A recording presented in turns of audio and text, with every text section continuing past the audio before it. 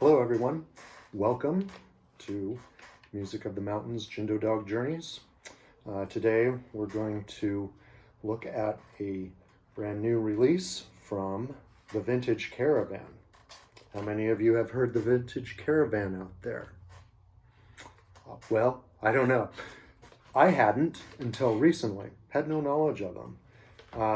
But I did find out about this new release of theirs, Monuments. Came out about a month ago, so it's a new release here in the spring of 2021. So what do we know about the Vintage Caravan?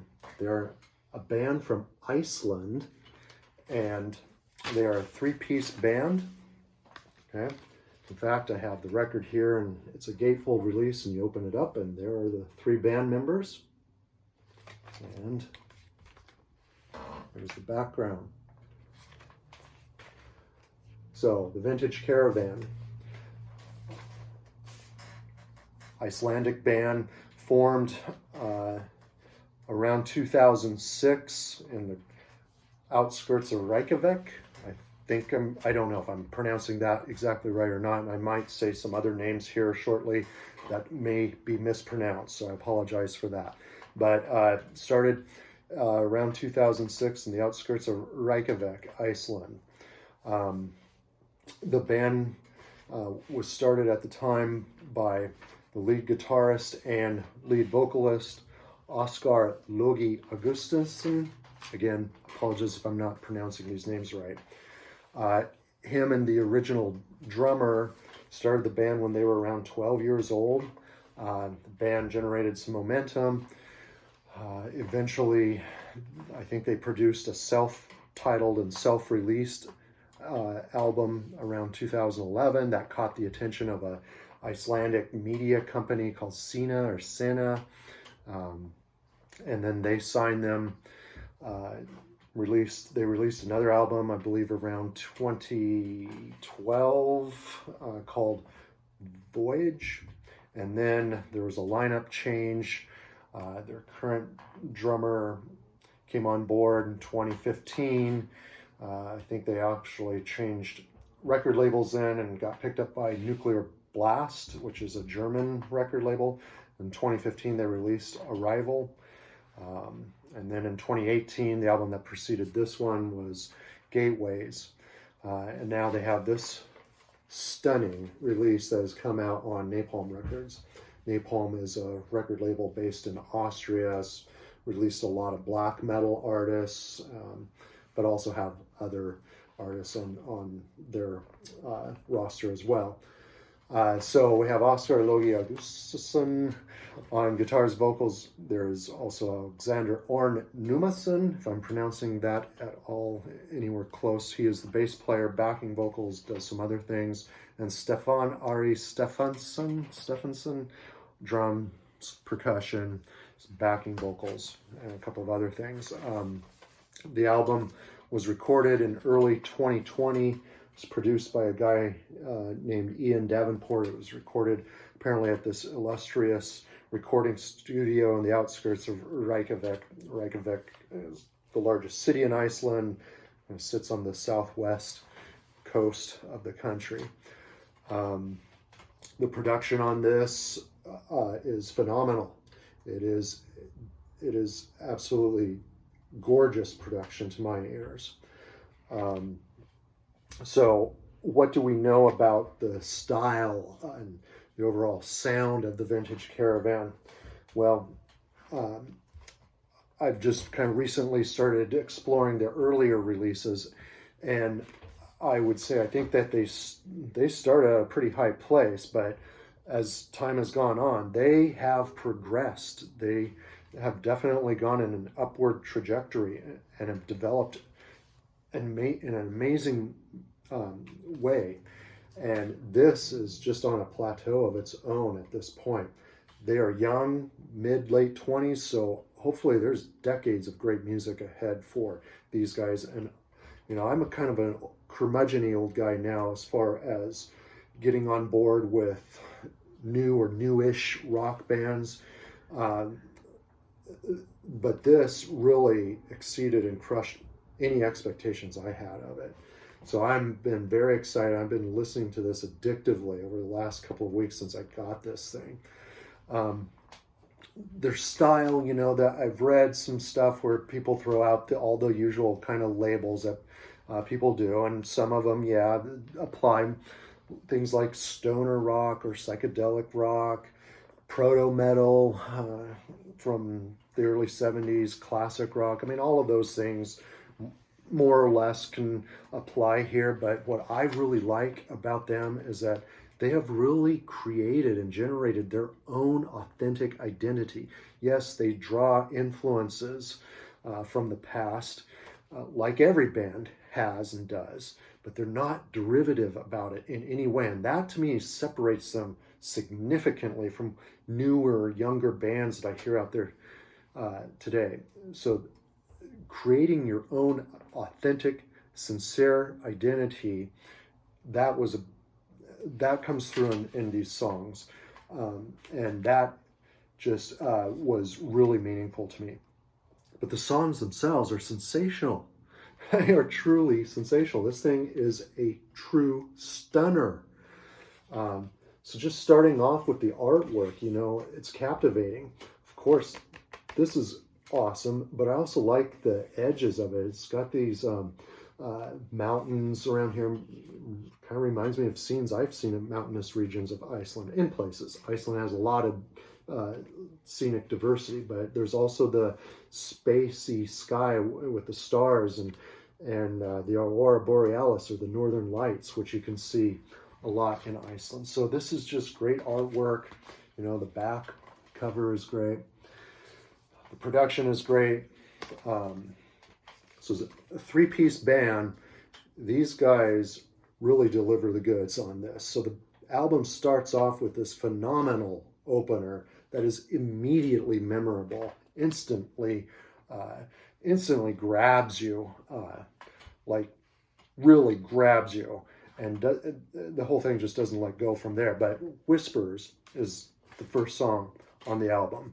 And it has this middle part where it kind of builds, there's incredible guitar soloing going on, and then there's just this kind of freakish scream that occurs, and is just spine-tingling and bone-chilling, but it's beautiful at the same time, and so intense and dramatic, and it is just sensational. From there, the album leads into the second track, Crystallized. Watching a YouTube video with the lead guitarist and vocalist Oscar talking a little bit about this and showing some of the stuff that he's doing on the guitar during this song. Apparently this song is kind of about the winters in Iceland, and this song throws a lot at you. It's progressive, but it's still also very catchy. And then at one point the song has this section that is almost laid back jazz-like. But there's a sensational groove throughout all this. And that's one point that I think is very key to all of the material on here, is that these guys have a really good ability to, on one hand, be progressive and adventurous and throw different time signatures and wildly kinetic tempos, and then shift it into some other kind of gear. But yet retain a lot of melody. I mean, incredible melody and groove and rhythm. So it's like sometimes you get one that's tilted too far and the other suffers maybe. This is kind of for my ears as a fan. But these guys really can blend it, and they really are excellent musicians at that, very skilled in doing that.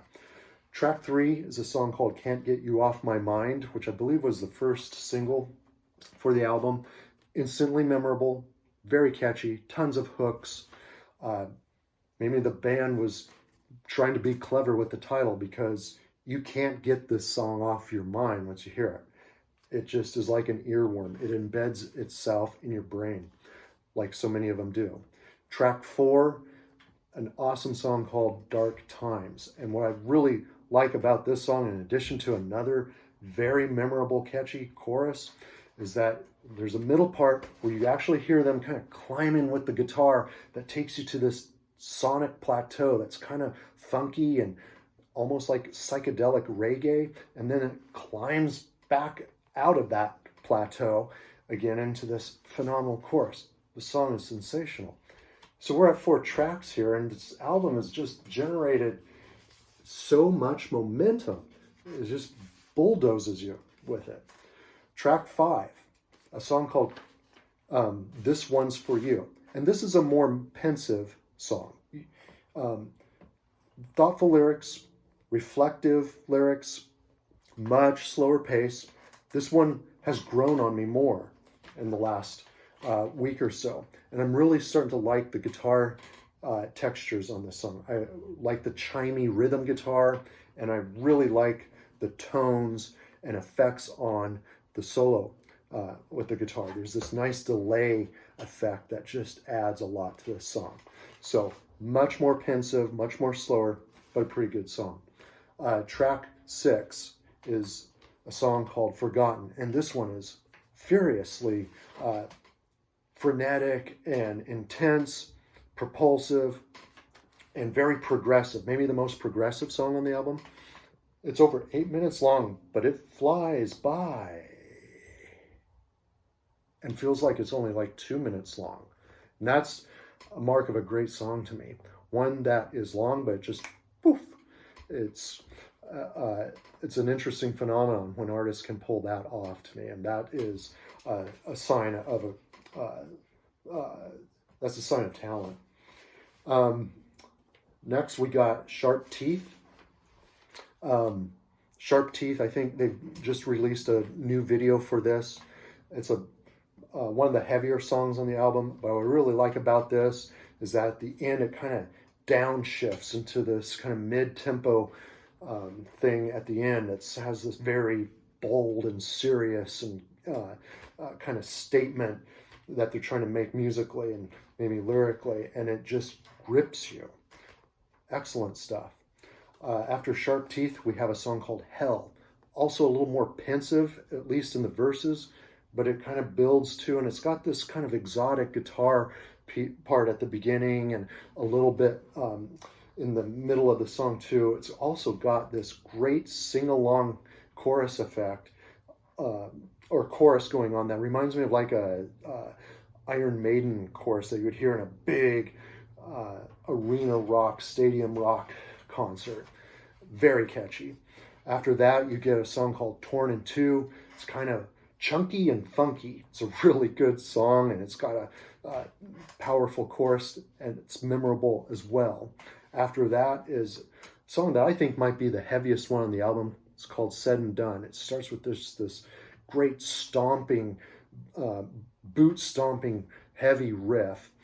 The lyrics seem a little more kind of political, maybe ideological, but not topical. So we don't know exactly what kind of social or political condition they're talking about. Anyway, the song is fantastic and a real stomping groove throughout it. And then the album ends with this great piece called Clarity, another one that's over 8 minutes long, but flies by. It has some acoustic guitar in it, which is provides the song with some nice scenery. There's a choir of singers in it that help build the song and take it to a dramatic crescendo. It's just sensational, and it leaves you feeling very gratified at the end. So 11 tracks on this excellent album. This is, again, just a true stunner for me. And in a perfect world, this album would be a multi-platinum sensation, and these guys would be very well known, to put it like that. I hope that they get more notoriety and recognition because of this. I hope they eventually get over here to the United States and tour here in the northwest corner of the United States so I can see them. This is sensational, and I strongly encourage people out there who are looking for something new, maybe you haven't heard of the Vintage Caravan before, to pick this sucker up and start listening to it and support this band. These guys are great. Anyway, that's it for now. Take care, and we'll see you next time.